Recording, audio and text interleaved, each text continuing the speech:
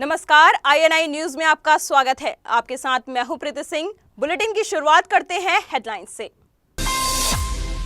मुख्यमंत्री अखिलेश यादव ने फिरोजाबाद में जनसभा को किया संबोधित। उत्तर प्रदेश में बीजेपी सांसद योगी आदित्यनाथ ने कहा, प्रदेश में अराजकता और गुंडा राज चरम पर। छत्तीसगढ़ में सरकारी विभागों में ट्रांसफर के नाम पर धोखाधड़ी करने वाला ठग गिरफ्तार। बिहार में BPL के उपभोक्ताओं को पिछले 1 साल से नहीं मिल रहा है अनाज। झारखंड में आज डिजिधन मेला का हुआ शुभारंभ। उमा भारती ने प्रधानमंत्री नरेंद्र मोदी का किया गुणगान और कांग्रेस को जमकर घेरा। अब खबरें विस्तार से।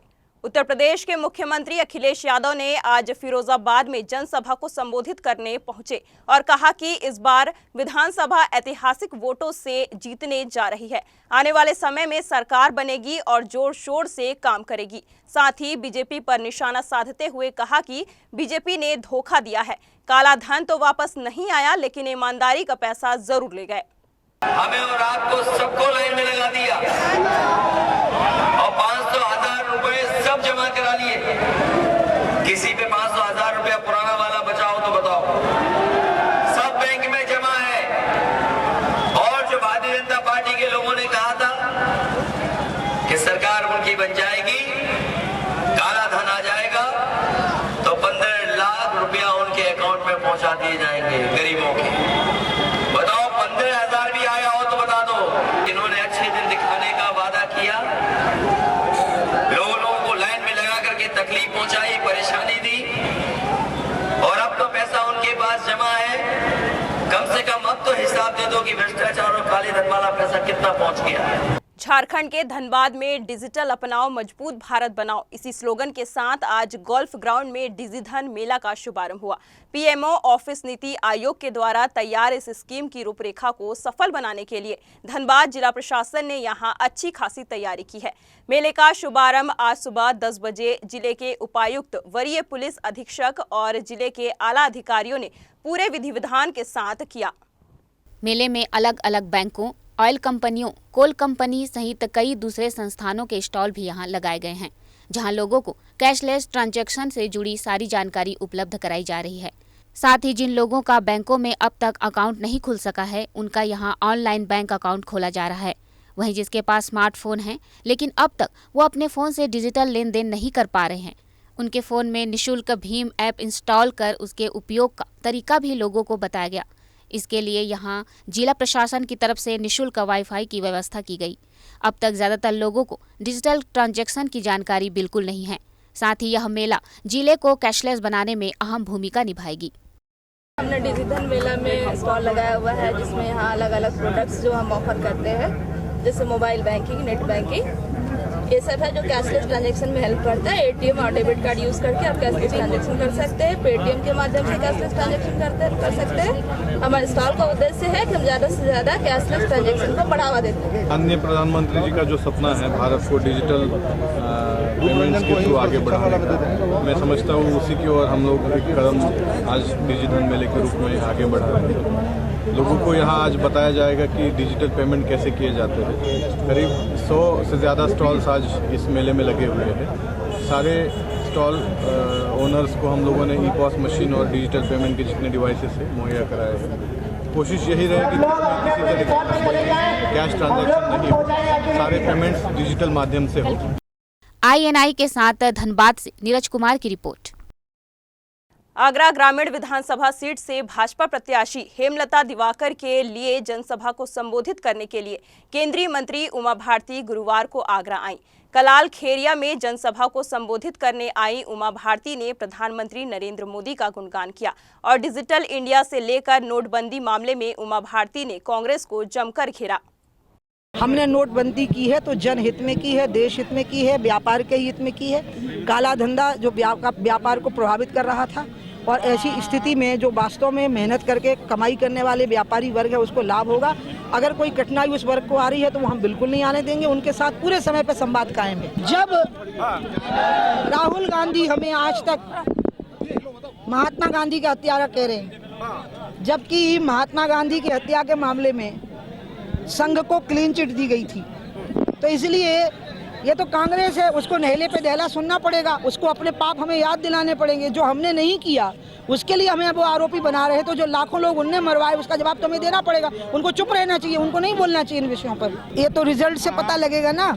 अब उनको भले ही एक दूसरे का साथ भा रहा हो, बाकी प्रदेश की जनता को भा रहा है कि नहीं, ये तो रिजल्ट से पता लगेगा। बिहार में नालंदा जिले के इस्लामपुर प्रखंड के रामा बिघा गांव में कई दर्जन ग्रामीण आज भी सरकारी योजना के तहत मिलने वाले राशन से वंचित हैं। गौरतलब है कि रामा बिघा गांव के आत्मा पंचायत के बीपीएल के करीब 100 परिवार के लोगों को पिछले 1 साल से अनाज नहीं मिल रहा है। इन लोगों ने स्थानीय प्रखंड में भी अधिकारियों व मुखिया जनप्रतिनिधियों से गुहार लगाए, लेकिन कोई भी ठोस पहल नहीं की। तब जाकर थक हार कर इन लोगों ने आज बिहार शरीफ संग्रहालय के समक्ष प्रदर्शन किया। इन लोगों के स्थानीय डीलर पर भी कूपन देकर अनाज नहीं देने का आरोप लगाते हुए कहा कि स्थानीय डीलर हम लोगों से एक बार में 6 महीने का कूपन लेकर बदले में अनाज नहीं देते हैं। एपीएल और बीपीएल कार्ड में भी गड़बड़ी की गई है। आप लोग को परेशानी यही है सर कि गल्ला निमन से नहीं मिलता है, ना राशन कार्ड सुधरा हुआ है, महीने महीने नहीं देता है, घपलेबाजी करता है, गल्ला भी नहीं मिलता है, 2-3 महीने से मिला भी नहीं है। अब मुखिया भी ध्यान नहीं देता है, न सरपंच ध्यान देता है, कोई मनु की ध्यान देने के लिए नहीं, सहमत के लिए है। INI के साथ नालंदा से ऋषिकेश की रिपोर्ट। शाहजहांपुर में गोरखपुर से बीजेपी सांसद योगी आदित्यनाथ ने आज जलालाबाद में बीजेपी की जनसभा को संबोधित करते हुए कहा कि उत्तर प्रदेश में अराजकता का माहौल व्याप्त है। घर और जमीनों पर कब्जे हो रहे हैं, जिससे गरीब रो रहे हैं और माफिया मालामाल हो रहे हैं। पिछले 14 वर्षों में कांग्रेस सपा बसपा ने प्रदेश को बर्बाद कर दिया है। नेतृत्व की सरकार देश के अंदर क्या कार्य कर रही है, पूरा देश देख रहा है और दुनिया ने भी उनका लोहा माना है। भारत की सरकार भारत के हित में, भारत के गांव गरीब किसान के हित में कार्य कर रही है, भारत के प्रत्येक नागरिक के हित में काम कर रही है। लेकिन मैं अखिलेश यादव से पूछना चाहता हूं, अगर विकास तुम्हारा बोलता है तो फिर 403 से 300 से कम सीटों पर क्यों चुनाव लड़ रहे हो? और मुलायम सिंह जी की आशंका वैसे ही नहीं है, वे इसीलिए कहते हैं कि अगली बार लगता है कि समाजवादी पार्टी को 40 सीटों पर चुनाव लड़ना। लोहरदगा से होते हुए टोरी तक यात्री रेलगाड़ी का परिचालन मार्च 2017 से शुरू हो जाएगा। इसको लेकर गुरुवार को दक्षिण पूर्व रेलवे के जीएम SN अग्रवाल और DRM SK अग्रवाल ने लोहरदगा टोरी रेल लाइन का निरीक्षण किया। इस दौरान जीएम ने निरीक्षण के उपरांत अधिकारियों को आवश्यक दिशा निर्देश दिए। जीएम ने कहा कि अब इंतजार खत्म होने वाला है। लोहरदगा का सीधा जुड़ाव दिल्ली से जल्द ही होगा। अगले 16 फरवरी को CSR के निरीक्षण के साथ ही आवश्यक कार्रवाई पूरी हो जाएगी। उन्होंने लोहरदगा के साथ बड़की चापी स्टेशन और रेलवे पुल का भी निरीक्षण किया, साथ ही त्रुटियों को जल्द दूर करने का निर्देश भी दिया। 16 तारीख जो है वो CRS साहब के इंस्पेक्शन की डेट प्रस्तावित है और अगर उन्होंने सैंक्शन दे दिया तो हम कोशिश करेंगे इस महीने के अंत तक ट्रेन चलेगी। अभी टोरी तक चलेगी, अभी यहाँ नॉन इलेक्ट्रिफाइड है। अगर हमारे को दिल्ली वाली ट्रेनों को इस रूट से ज़्यादा ट्रेनों को रेगुलर बेसिस पे ले जाना है तो इसका इलेक्ट्रिफिकेशन भी ज़रूरत पड़ेगा, अदरवाइज़ हमारे को डीजल से ही ले जाना पड़ेगा। तो वो कोशिश करेंगे, उसमें कितना हम लोग सक्सीड कर जाते हैं। कुछ एक ट्रेन डालेंगे इस रूट को, ये लाइन जब थ्रू हो जाएगी तो ये डेवलप होंगे, आपके स्टेशन तो डेवलप होंगे, यहाँ यात्री सुविधाएं बढ़ेंगी, क्रॉसिंग स्टेशन बनेंगे और सुविधाएं ऐड होंगी।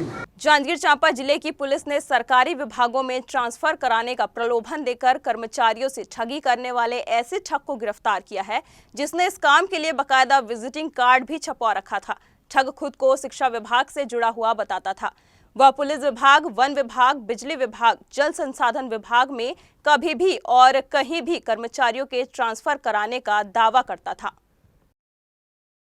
अब देखिए सर, जो काम होता जाता था उसके हिसाब से प्रचार होता था, तो मतलब मिलने वाला था कि ऐसा उम्मीद था, उसके अलावा मैं किसी का नहीं कर रहा। जी नहीं, किसी का हाथ नहीं साहब। इसमें मैं जो आवेदक था उसको साथ में लेकर जाता था।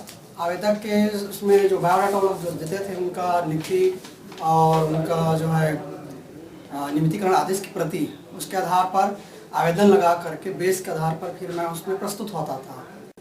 साहब से भी बात करता था कि सर मेरा ट्रांसफ़र कराना है ऐसे बात करके, और मैं जिला पंचायत के कोई भी कर्मचारी को कभी भी ऐसा महसूस नहीं होने दिया कि मैं ही सबके लिए करा रहा हूँ और किसी को मैंने पैसा भी नहीं दिया 1 रुपया ही सर। जब यहाँ पर सूचना प्राप्त हुई तो इसके खिलाफ 420, 468, 468, 471 के खिलाफ एक प्रकरण पंजीबद्ध किया गया। उसके बाद से ये व्यक्ति फरार चल रहा था। अभी पिछले 2-4 दिन पहले ये सिवनी में चौकी नेला के तहत दान पेटी का रामचरितमानस नवदा का कार्यक्रम था, उसमें दान पेटी से पैसे चोरी कर लिए थे। उस प्रकरण में पकड़ाया और पकड़ाने के बाद वहाँ पर भी अपना नाम वो पहले तो डॉक्टर संतोष साहू बताया था और बाद में जब इसको जानकारी हुई उसके मोटरसाइकिल के नंबर से ज्ञात किया गया तो ये लवसरा का फतेहलाल साहू निकला। तो उस फतेहलाल साहू को कल इस हमारे ठगी के प्रकरण में उसको न्यायालय से की अनुमति से गिरफ्तार किया गया है और उसको भी पुलिस रिमांड पे लाया गया है। कैमूर जिले के कुदरा थाना क्षेत्र के बभनगावा गांव में दहेज लोभियों ने दहेज में बाइक नहीं मिलने पर नवविवाहिता की फांसी लगाकर हत्या कर दी। मृतिका का विवाह 3 साल पहले चंदन कुमार से हुआ था। विवाह के बाद से ही ससुराल वालों द्वारा दहेज के रूप में मोटरसाइकिल की मांग की जाती थी, जिसके कारण आवेशित ससुराल वालों द्वारा नवविवाहिता की हत्या कर दी गई। मायके वालों ने बताया कि जब वे लोग अपनी बेटी के घर पहुंचे तो सारे ससुराल वाले वहां से फरार हो चुके थे। फिर हम लोगों के द्वारा थाना में सूचना देकर लाश को थाने पर लाया गया।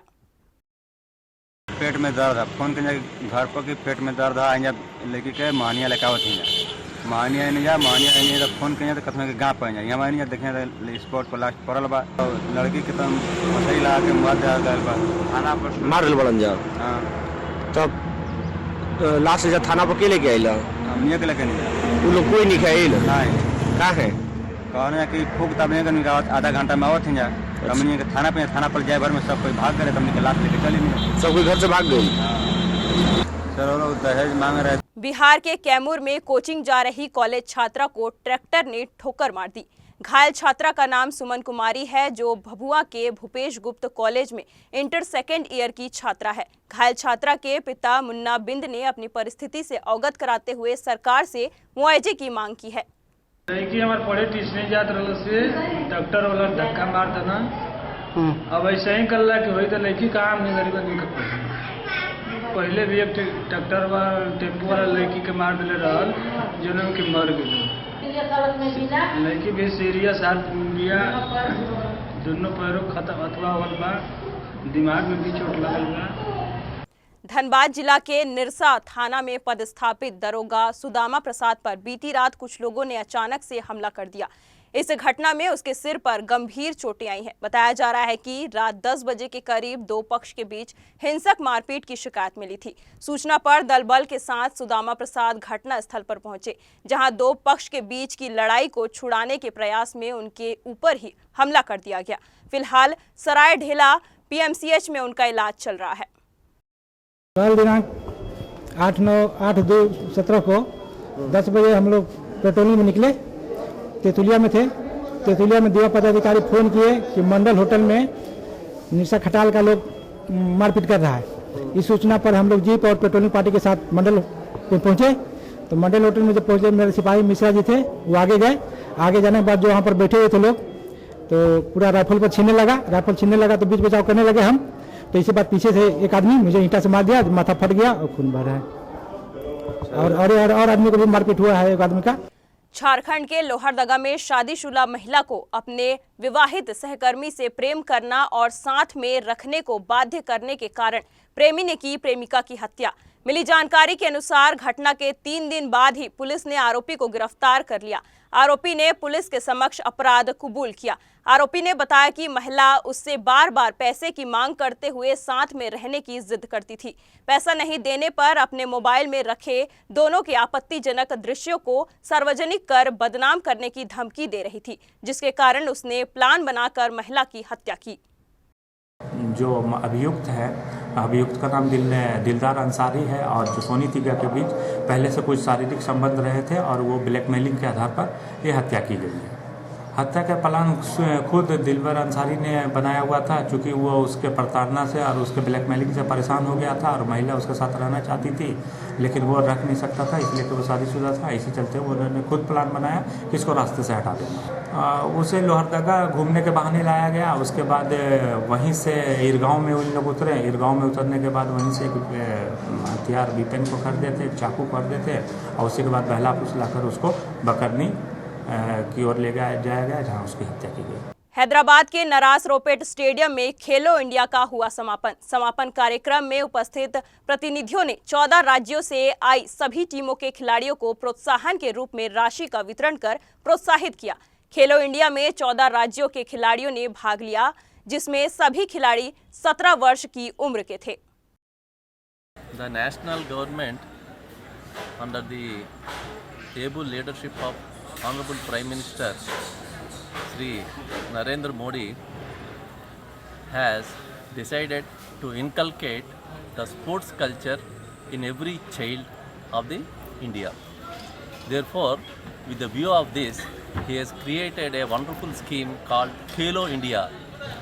Under Khelo India, all the children at mandal level, district level, state level, they will participate in the games, and finally all the state teams will fight for the national honors at different locations. In Andhra Pradesh itself, this year 8,11,450 children have participated at mandal level, district level and state level competitions. If you see that, you imagine the number of people participating in states like Bihar, Uttar Pradesh, Bengal. Andhra Pradesh, a state rich with sports culture, has embraced this Khelo India and they are fiercely participated at all levels. INI news में फिलहाल इतना ही। देश और दुनिया की तमाम खबरों को जानने के लिए आप बने रहिए हमारे साथ। नमस्कार।